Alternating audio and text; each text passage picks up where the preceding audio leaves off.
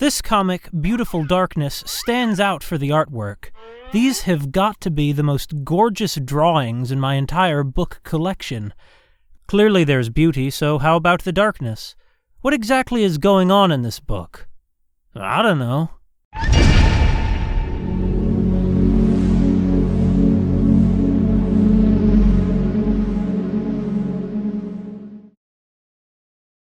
Who gave the world beautiful darkness, if not Fabien Vehlmann and Kerascoët? Okay, Kami Garcia and Margaret Stoll could also be a valid answer to that question, but this is a different book. This has nothing to do with the Castor Chronicles, whatever that is. Beautiful Darkness is pretty much a direct translation of the original French title, which I'm not even going to attempt to pronounce. I think this title is really unappealing, but whatever. If the colors look a bit flat and bland in this video, please know that that's the fault of my lousy camera. The book feels nice in your hands, and if you're looking at it there, or just in person, I guess, the colors are somehow brighter and warmer. I guess it's one of those cases where if you just copy the image over and over again, it sort of loses a little bit each time. My apologies. You might notice that the book itself is rather tall. European comics tend to be published in this format, the comic album, though I've since cited a smaller paperback edition, like a cryptid. On these lovely inside covers, we have sketches of the characters. I'm not sure if this is the whole cast, but our chief concern is off in the corner here, carrying a coin, staring at us with round, inquiring eyes. Kerascoët is one of those comic artists who's actually two people, Mary Pampui and Sebastian Cosset. Note that the cover bills Kerascoët on the same level as Vehlmann, which they should since the illustrator is as essential to a comic as the writer, but in this case there is another reason. Pampui and Vehlmann wrote the story together, and so there was some overlap in the division of labor. Oh, and the translation was done by a Helge Dascher. Also worth remembering is the publisher, Drawn and Quarterly, and not only for the macabre name. Drawn and Quarterly puts out tons of great literary comics, often in lovely hardback editions like we have here.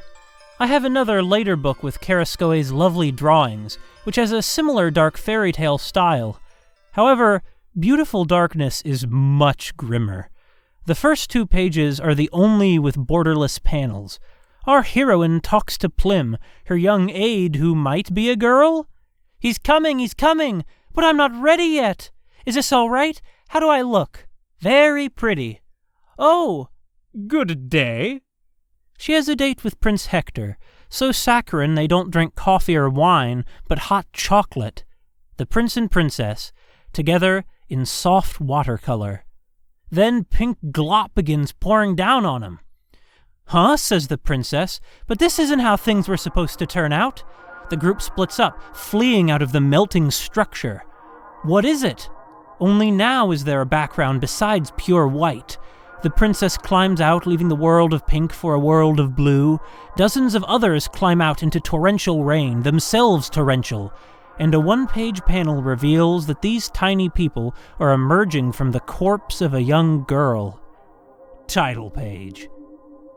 I've never seen a book with a late title. Before I thought this was exclusive to film and video games, but I stand corrected. Most of Beautiful Darkness is concerned with these little people's attempts to survive in the wilderness. At no point is there a clear explanation for what these little people are, but I need to call them something, and I think of them as fairies. So, fairies it is. Notice how they're cute and cartoony, while the dead girl is far from it. They're from different worlds. We learn the names of only a few of the fairies. Jane, Timothy, Plim, Hector, Zelly. Zelly is tall and doll-like. She sobs in mortal terror of a harmless beetle after spraining her ankle.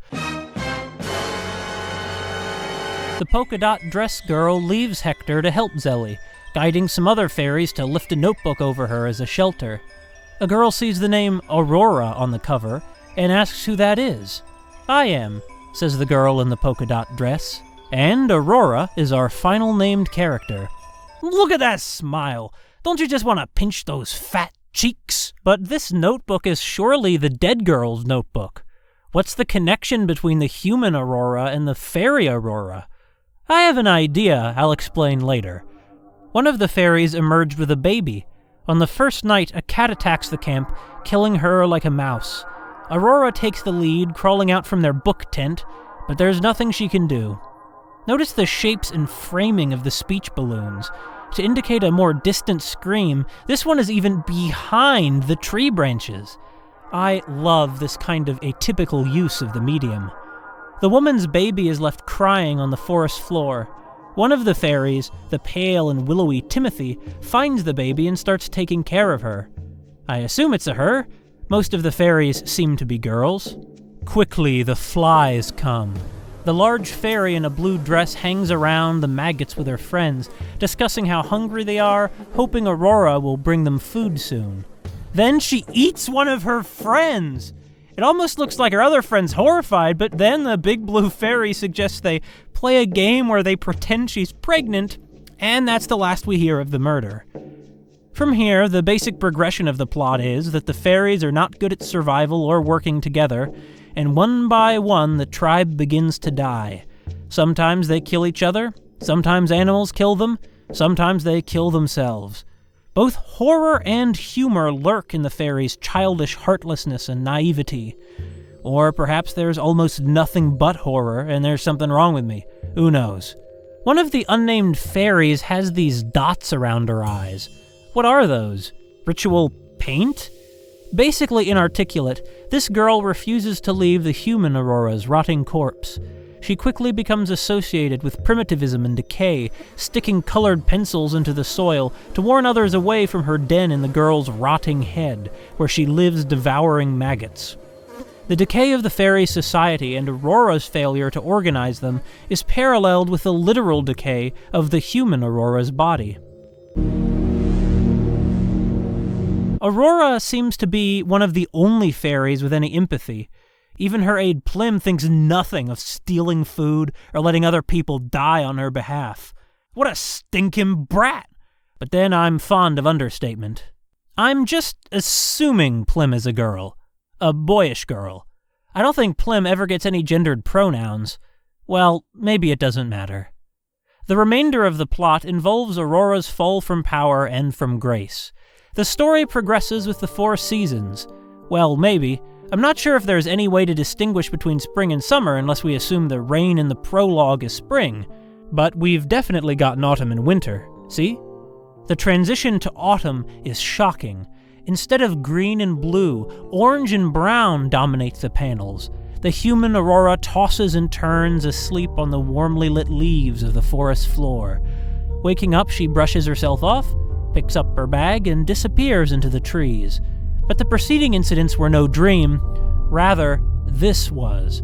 Awakening from the nightmare, the girl with dots around her eyes peeks out of Aurora'S skull with relief. This has got to be the most disturbing image in the book. The doll-like Zelly lives under a tree, where her followers glue fly wings to her dress. Symbolically, this links her with vanity and decay. And cruelty. I mean, they horribly killed a bunch of insects to get those wings. Although Zelly treats Aurora cruelly for no reason, kind-hearted Aurora continues to be nice to her. The big event of the autumn is the party Aurora is planning. She's been making friends with the woodland critters like a Disney princess, but this mouse probably doesn't actually hang out with her like a friend, it's only like, a mouse. Aurora drags the animals together for her fairy tale dinner, but the animals go on a rampage, killing one of the fairies, destroying the table, and leaving Aurora collapsed in the dust.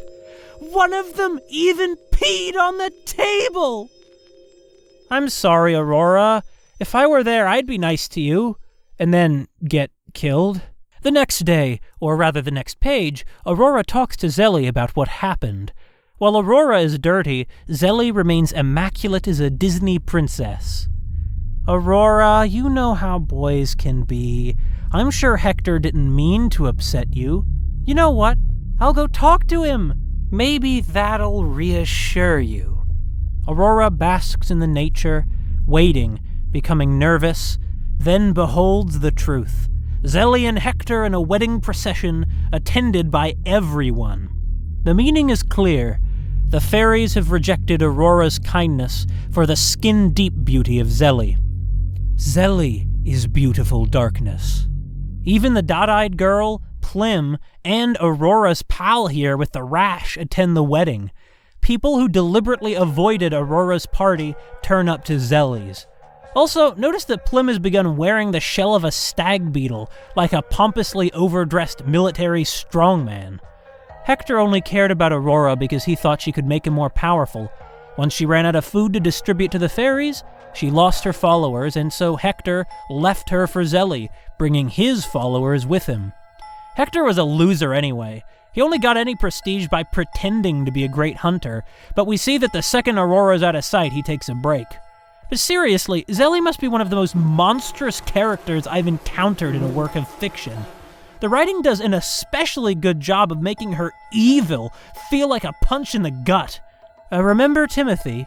She lives apart from the other fairies because she thinks she's ugly. She's actually probably the prettiest, but that's just me. The bangs of hair partially covering her face also partially conceal her secret. When Zelly happens upon her gathering food for the baby, she and her followers harass Timothy and discover this secret. Timothy has only one eye. She thinks she's a monster. Zelly wholeheartedly agrees. Zelly and her followers proceed to bury Timothy alive, leaving the baby for dead. Though not the most horrific act of violence in the novel, this is the one that most affected me. There is much different in Timothy. She's small, compassionate, dark-haired, has a boy's name. The missing eye is the final straw, a visible symbol of her outsider status. And the tragic part is that Timothy thinks she's a monster too. She willingly agrees to be buried alive. The only decent one left is Aurora, and maybe Glasses Girl, and the enigmatic Jane, whom Aurora helps catch a robin. Grimly, Aurora seems unaware of the brutality surrounding her, perhaps reflective of denial, or merely a childish lack of understanding. Which raises the question, are the fairies sociopathic, or are they like young children not grasping the finality of death and the implications of their actions? I have an idea, but I'll get to that. By the way, the tall blue cannibal fairy dies smothering herself in a hole too small for her body. The fading leaves parallel the fairies' rotting tribe. Aurora is kicked out of the community. The cartoon illustrations and lack of explicit description or dialogue about Aurora's emotional state make it that much more affecting. When it comes to writing, less really is often more. Aurora's start of darkness comes when the fairies bring her the mouse friend. The panel turns red, and she blinds him with her thumbs. I understand you're irritated, Aurora, but that's a hell of a punishment. It wasn't him who killed that fairy, it was the bird. Zelly and her goons eat the dead mouse raw like a pack of wolves. Okay, this is kind of funny. Wearing the mouse's skin, Aurora finds Jane, who has tamed the robin from earlier. Jane takes her in without question, but we now learn where Jane's been living. Inside the walls of a hermit's cabin. And there's little Aurora down in that little mouse hole. She's like a mouse, tiny, scurrying around with one skin on her back. Winter comes. Nice touch how they're eating with chopsticks. This is the turning point in Beautiful Darkness. Rather than trying to survive and support the fairies, the rest of the book is concerned with Aurora's life with Jane and her ultimate revenge. When Zelly's noisy tribe travels dangerously near the hermit's cabin, Jane rushes off to warn them. This isn't out of concern for their well-being, but self-interest, since she doesn't want them to give Aurora and her away to the hermit. Aurora can't keep up with Jane and her robin steed, but Jane never returns. Instead, Zelly arrives, wrapped in a white fur coat, riding on Jane's robin. "Jane," says Plim, "don't know her." I'm skeptical that Zelly and Plim could defeat Jane. Plim is tiny and really stupid, and Zelly never does anything herself. On the contrary, she's basically useless for anything except the calculated destruction of other people. Oh. Next, these bastards move into the cabin, stealing Aurora's room. There's an interesting moment when Zelly stares at a broken doll lying among cigarette butts and wine bottles on the floor, as though seeing herself in it. But that might be assuming too much self-reflection on her part. Anyway, I see her in it. Only one of Zelly's followers, this Glasses Girl, shows Aurora any kindness. Earlier, Glasses Girl also wasn't involved in Zelly's evil deeds. She's absent, for example, when Zelly's goons bury Timothy and kill a baby. God, Zelly, you're just a waste of skin, ain't ya? Earlier, Glasses Girl and a couple of others even tried to bring Aurora an apple as a gift, only for Plim to basically trick them into leaving it to rot. Now, Glasses Girl has become a put-upon servant, the lowest in Zelly's hierarchy. She even tells Aurora, "It's best to keep quiet or they'll make you miserable, but I'll be your friend." Aurora is in too much shock to respond, sure, but there might be good people even in evil groups. Unfortunately, Aurora even now hasn't learned her lesson. She confides in Plim the location of the secret room that, against Jane's wishes, she's maintained beneath the hermit's oven. Naturally, Zelly and her goons immediately barge in and call Aurora stupid. Glasses Girl, the time of judgment has arrived. What will you do? Zelly calls her away from Aurora, and Glasses Girl obeys. This is the last straw. Rather than give away every detail, I'd recommend you read the book for yourself if you're curious how exactly Aurora does in Zelly's gang. Glasses Girl mainly exists to prevent us from identifying too much with Aurora, or perhaps to highlight how horrible violence is. If Aurora offed Zelly and Plim, the pampered, backstabbing slave drivers, who could blame her? Good riddance. As happens all too often, Aurora fails to differentiate between the oppressor and the oppressed they tote along. Glasses Girl's final action is to run from Aurora back to Zelly. If she'd done the opposite, she'd have been saved. In the end, Aurora lives in an unfinished cuckoo clock on a shelf, absolutely alone, watching with wide, cold eyes the hermit disassembling a gadget. Aurora has become a hermit too. Though I suppose the girl living in the corpse might still be alive. Perhaps this scraggly-haired tinkerer left civilization because he too found himself mistreated and betrayed. Aurora calls him her sweet prince. Ouch. The end. So, what actually happened? Is there a point in this disturbing cartoon? Beautiful Darkness is one of those cryptic stories so tightly constructed that every panel seems to drip with meaning. Stories like this may give the sensation of deeper artistry and purpose, subverting the ordinary and leaving us thinking what the bizarre logic and disturbing imagery might mean. Whether or not they're interesting, though, finding the deeper metaphor in them is usually beyond me. But for once, I've got an idea. Maybe you'd have another one if you read Beautiful Darkness, which I recommend. Okay, here's my view. The fairies are different pieces of the human Aurora's personality and beliefs. The human mind's complex, so of course there'd be many fairies, many more than we could study in detail without greatly expanding the length of the novel. The fairy Aurora is the human Aurora's conscious self. This is why she identifies herself as Aurora. She attempts to manage the innumerable other elements of the human Aurora's personality with politeness and a sense of justice, as the conscious self had done in life. However, unmoored from the mind, the pieces of personality move towards their most extreme expressions. The reason most of the fairies seem to lack empathy is not because they're sociopaths, but because only one of them is pure empathy, and presumably she dies. Maybe she was the woman with the baby. Jane could be the survival instinct. Glasses Girl could be submissiveness. Timothy could be an element of nonconformity, etc. This still leaves some questions. What about Hector and the other boy fairies? Was the human Aurora really slightly masculine-gendered? If she was raped, is Hector somehow a creation of that event? Oh, bit of a bombshell there. Yeah, I should mention this. I read an analysis of the book once written by Zainab Akhtar on Comics Alliance that assumed the hermit raped and strangled the girl. Jane does warn Aurora that the giant is dangerous, and we see him fiddling with a pistol and skinning a rabbit, but that seemed rather innocuous to me. He's dangerous because he's a human, so he's huge and could easily crush them without even noticing. For a hermit living in the wilderness to own a gun or hunt rabbits, that doesn't seem so menacing.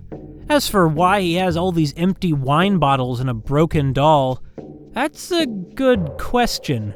Sure, we could say he murdered a child and took the doll, but from this image alone we could as easily assume that he used to have a family and drinks to dull the grief of their loss. That would certainly strengthen the parallel with a fairy Aurora. But then again, Aurora ended up a hermit through a series of murders. Akhtar notes that we first see the hermit early on, when the fairy Aurora is naked. The man nearly steps on her, a menacing, headless shadow lumbering past. The danger he poses, combined with her nudity, he's coming, but I'm not ready yet. This isn't how things were supposed to turn out. Yeah, that could suggest something terrible. Her only visible injury is a scrape on her knee, but the human Aurora had to die somehow, and surely the hermit would have found the body by now. The back cover calls Beautiful Darkness an unsettling and gorgeous anti-fairy tale, and a harrowing look behind the routine politeness and meaningless kindness of civilized society. Is it an anti-fairy tale? Quite justifiably, fairy tales have a reputation for being bizarre and violent, but almost all of them I'm aware of conclude with good triumphing over evil. So yeah, I'd say Beautiful Darkness qualifies as an anti-fairy tale. But a harrowing look behind the routine politeness and meaningless kindness of civilized society? I don't know. Faced with the choice, the fairy Aurora gave up her principles rather than die, perhaps not repeating the mistake that the human Aurora could have made. This could be a perverse, macabre metaphor for growing up in our supposedly civilized society.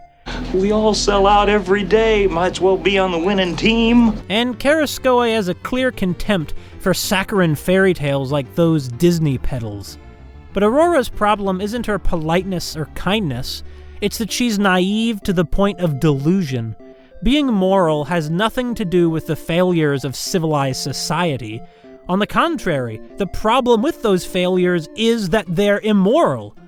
A child's view of the world cannot sustain Aurora's tribe, and so they fall to the savvier and more manipulative Zelli, who, in the long term, can't take care of them either. But then, I shouldn't call them a tribe.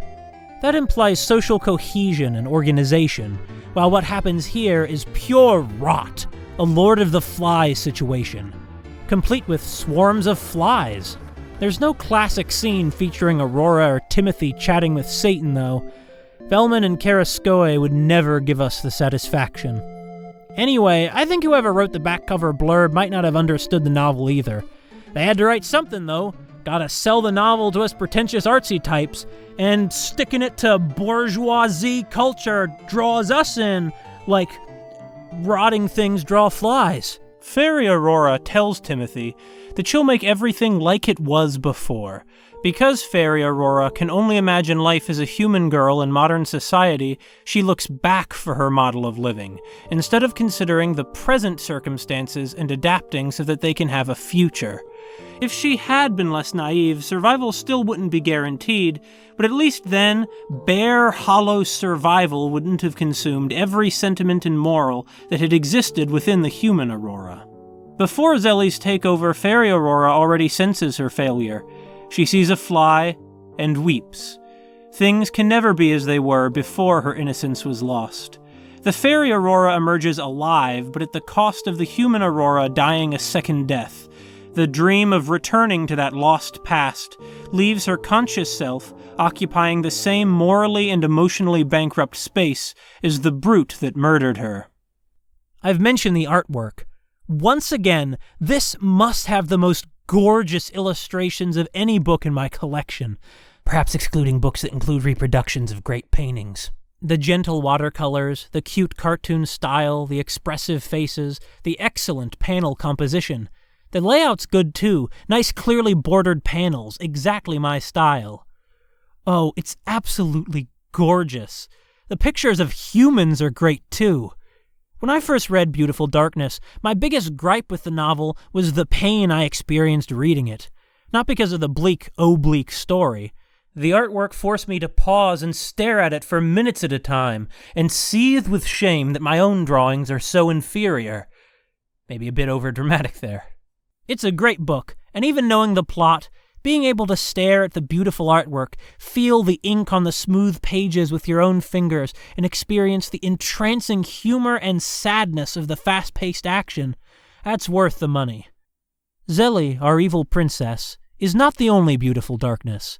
The novel itself, with its elegant simplicity and sublime artwork, is beautiful darkness too.